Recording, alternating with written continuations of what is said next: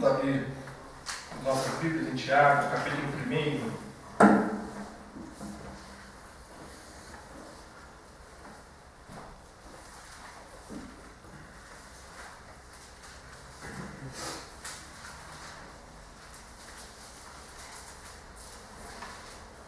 Tiago, capítulo 1, versículos 16 a 18.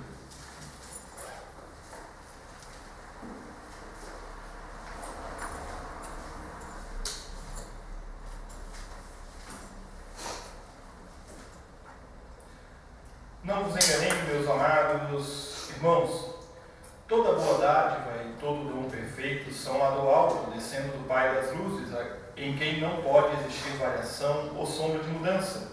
Pois, segundo o seu querer, Ele nos gerou pela palavra da verdade, para que fôssemos como que primícias das suas criaturas.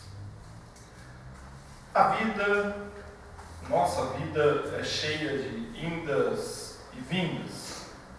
Diversas situações que tomam conta de nós e que muitas vezes nós revivemos velhos problemas e velhas circunstâncias. Nós passamos por problemas, enfrentamos dificuldades e muitas vezes, em meio às nossas crises, nós podemos nos perguntar onde está Deus. E também podemos nos perguntar onde está a nossa fé. A carta de Tiago é um relato apaixonado e pessoal de uma pessoa que conviveu de perto com Jesus.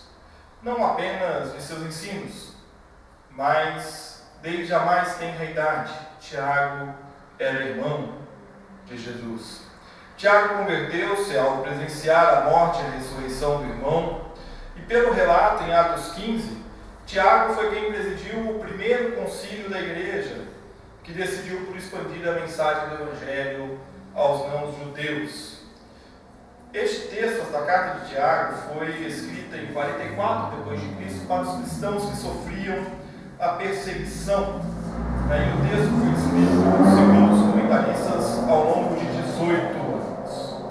Nós voltarmos um pouco antes, no início da carta de Tiago, nós vamos encontrar ele falando a respeito das provações e a importância de passar por elas, a importância de passar por elas com sabedoria, e falando também de que estas provações e estes problemas são circunstanciais, são provisórios, né?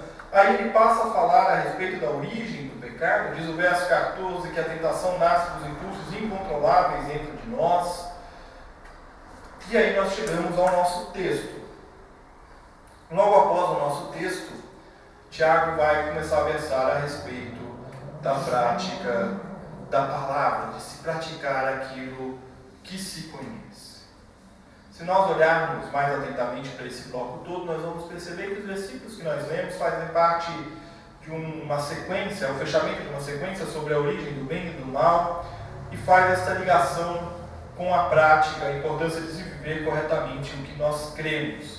Há uma expressão aqui em Tiago que é muitas vezes mal interpretada. Trata-se da expressão pai de luzes.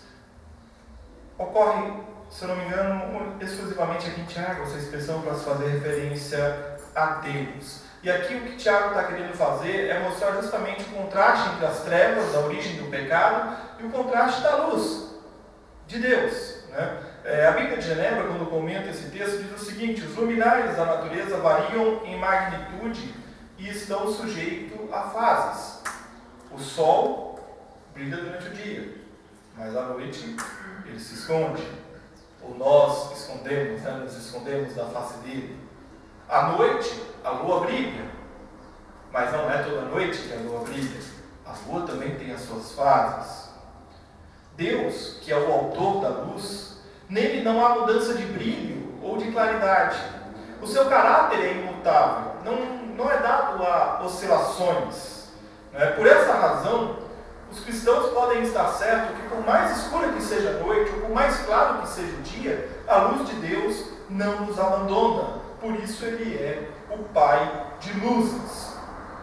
E, olhando para este texto de Tiago, quero meditar nesta manhã com vocês sobre a importância de nós crermos e fundamentarmos a nossa fé na certeza de que Deus está conosco em toda e qualquer situação. E Ele está conosco, e tudo que há de bom e perfeito nós recebemos dEle. Tudo, toda boa dádiva e todo dom perfeito são lá do alto, descendo do Pai de luzes, em que não pode existir variação ou sombra de mudança. Só quem reconhece viver nas trevas sabe a importância da luz. Só quem caminha à noite sabe a importância da luz. João Calvino diz que nós sabemos não haver nenhuma de nossas obras que à vista de Deus seja considerada perfeita ou pura e sem qualquer mácula de pecado. Nós precisamos compreender que a nossa natureza ela é pecaminosa. Quando nós olhamos para o texto da queda no Éden, nós pensamos que o pecado cometido ali por Adão e Eva foi um pecado que corrompeu apenas a espiritualidade do ser humano. E não foi assim. A nossa vida como um todo foi corrompida. A nossa maneira de pensar, o nosso corpo, a nossa psique, tudo foi corrompido pelo pecado. E de fato não há nada, e talvez a visão de Calvino possa nos soar muitas vezes extremada, né? De que não há nada, absolutamente nada à vista de Deus que possa vir de nós, que seja bom.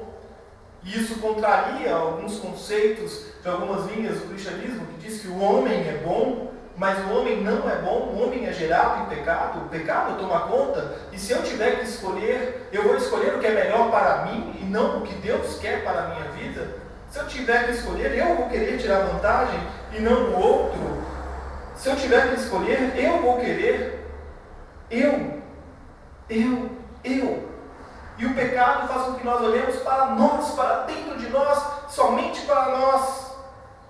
No entanto, tudo que há de bom e perfeito, nós recebemos de Deus. E só quem reconhece sua total depravação pode reconhecer no outro e em si um dependente da graça de Deus.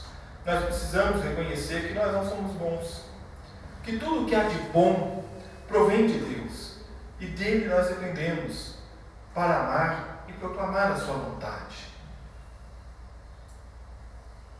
Se nós formos nos portarmos pela nossa vontade, nós vamos querer tirar vantagem do outro. Eu me recordo de um evento esportivo, desses muitos que a gente fazia no tempo de mocidade, e uma das igrejas que participava era uma igreja muito humilde, e os meninos estavam lá jogando futebol, tudo, e as igrejas mais abastadas, né, levavam aqueles cooler, né, de água, isotônico, né, para tomar nos intervalos dos jogos e tal, e os menininhos bebendo água de torneira, né. Até que uma hora um dos rapazes das igrejas mais abastadas falou assim, não, pega o cooler que está lá no canto e põe aqui no meio, nós vamos dividir com eles. Eles são nossos adversários no jogo, que fora não. Então todo mundo jogando junto. Essa é a diferença, né? O homem não faria assim. O homem faria como a Argentina fez com o Brasil em 90, né? Vocês conhecem essa história, né? O pessoal diz que a água que o Batistuta e o Maradona deram lá para os jogadores brasileiros na oitava de final da Copa de 90 estava batizada, né? Recentemente, num programa de televisão, eles comentaram sobre isso e falaram que estava mesmo, né? Essa rivalidade Brasil e Argentina, né? Mas se a gente for do nosso jeito, a gente vai querer prejudicar o outro. Eu tenho que ganhar sempre, eu tenho que vencer sempre. E não é assim que o povo de Deus age, porque nós reconhecemos que nós não somos bons. E tudo que é de bom provém de Deus. E dele nós dependemos. Nós dependemos para amar e nós dependemos para proclamar a sua vontade. Deus está conosco em toda e qualquer situação. E Ele está conosco porque Ele é perfeito e Ele é estável. Diz o texto que em Deus existe plena firmeza, ou seja, em quem não pode existir variação e sombra de mudança. Não existe variação e sombra de mudança. João Calvino diz que seja o que for que Deus tenha que fazer, inquestionavelmente Ele o fará, se Ele o tiver prometido. E Ele nos promete muitas coisas. Ele promete que os seus ouvidos não estão tampados, que os seus braços não estão encolhidos. Ele nos promete que a sua misericórdia se renova a cada manhã, como bem lembrou o Edson na sua oração. Ele nos promete que não vai nos faltar amor, que não vai nos faltar segurança. Ele nos promete que nós não seremos tentados além das nossas forças. Em toda e qualquer circunstância, Ele está conosco. Isso me faz lembrar uma história que provavelmente você já deve ter lido, porque circula bastante aí na internet, né? De um idoso que toda manhã pegava um ônibus lotado e descia em frente a uma clínica. E uma moça sempre o observava, e um certo dia ela chega para ele e fala assim: o senhor trabalha nessa clínica que o senhor vai todas as manhãs? E ele responde: não trabalho, minha esposa está internada aí, ela tem mal de Alzheimer. E aí ela pergunta: poxa, eu lamento, mas como é que ela está? E ele responde: ela não está muito bem, está com a memória bastante prejudicada, ela nem me reconhece mais. E aí a moça pergunta: mas se ela nem te reconhece, por que o senhor pega toda manhã esse ônibus lotado, passa por esse aperto todo, anda esse tempo todo nesse ônibus lotado para ir visitar a sua esposa? Sim, eu faço isso. Mas por que você faz isso? Ela não te reconhece mais, que diferença vai fazer? E aí ele responde: ela já não sabe quem eu sou, mas eu sei quem ela é. Ela não se lembra mais das coisas, mas eu jamais me esquecerei dela. Às vezes a gente pode não se lembrar de Deus no meio das nossas crises, mas Ele jamais se esquece da gente. Às vezes a gente está passando por uma dificuldade enorme, por um verdadeiro vale da sombra e da morte. E a gente olha ao nosso redor e a gente não enxerga Deus. E a gente pensa que Deus não está ali conosco, mas Ele está ali conosco. Porque Ele prometeu, e em toda e qualquer circunstância Ele está conosco. Seja na alegria, seja na tristeza, seja na boa fase, seja na má fase.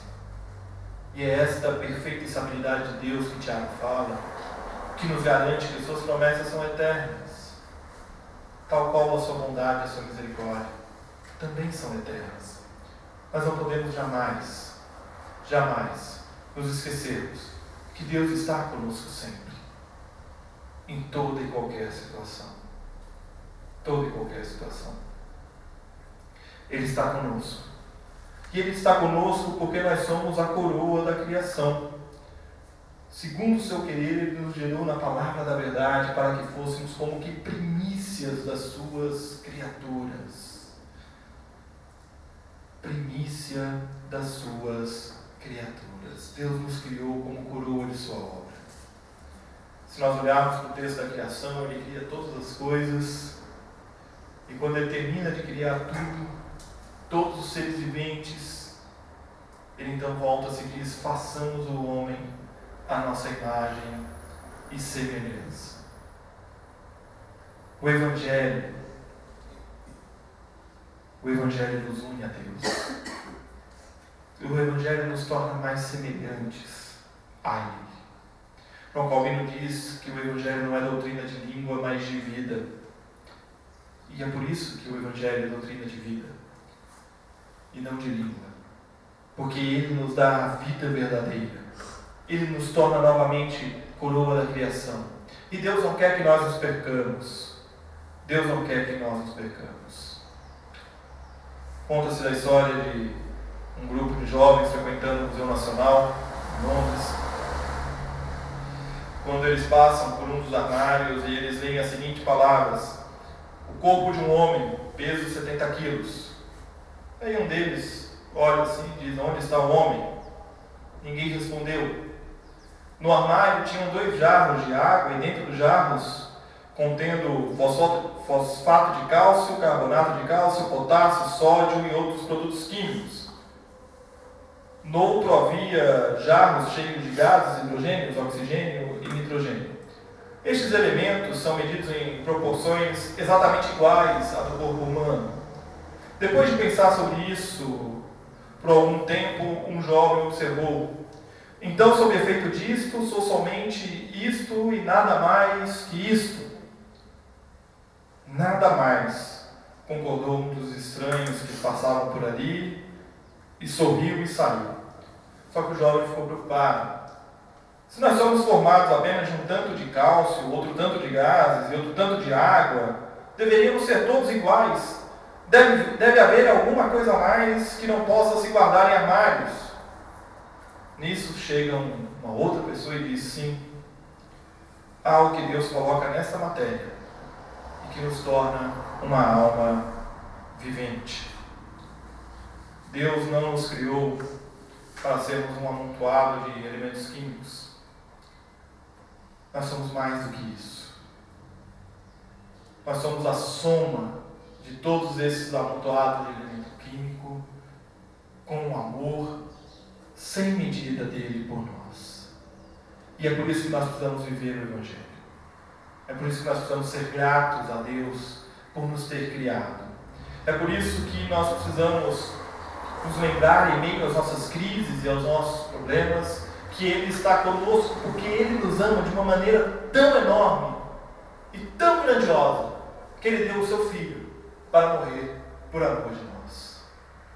Nós devemos viver o Evangelho não por uma obrigação, mas nós devemos viver o Evangelho por gratidão, porque Ele nos salva e Ele nos criou.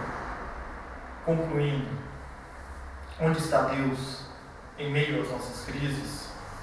Ele está ao nosso lado, Ele caminha conosco, Ele não nos abandona, Ele quer que nós caminhemos com Ele em meio às nossas dificuldades. Onde está a nossa fé em meio às crises? Não vamos nos enganar, não vamos colocar a nossa fé em circunstâncias, em pessoas, mas vamos colocar a nossa fé em Deus, porque tudo que vem de bom vem de Deus. E a nossa fé deve estar nele sempre. Deus está conosco sempre, em toda e qualquer situação. Não nos esqueçamos disto. Não nos esqueçamos que, por mais escura que seja a noite, a luz de Deus nos guia. Por mais complicada que seja a situação que nós enfrentemos, Ele nos dá a direção. Por mais que nós não tenhamos esperanças diante das dificuldades da vida, Ele é a nossa eterna esperança. Ele não nos desampara. Quando as situações estiverem difíceis, quando você estiver em meio a crises, ore. Peça a Deus que lhe mostre a direção e esteja pronto para viver o milagre de Deus na tua vida. Que Deus nos abençoe.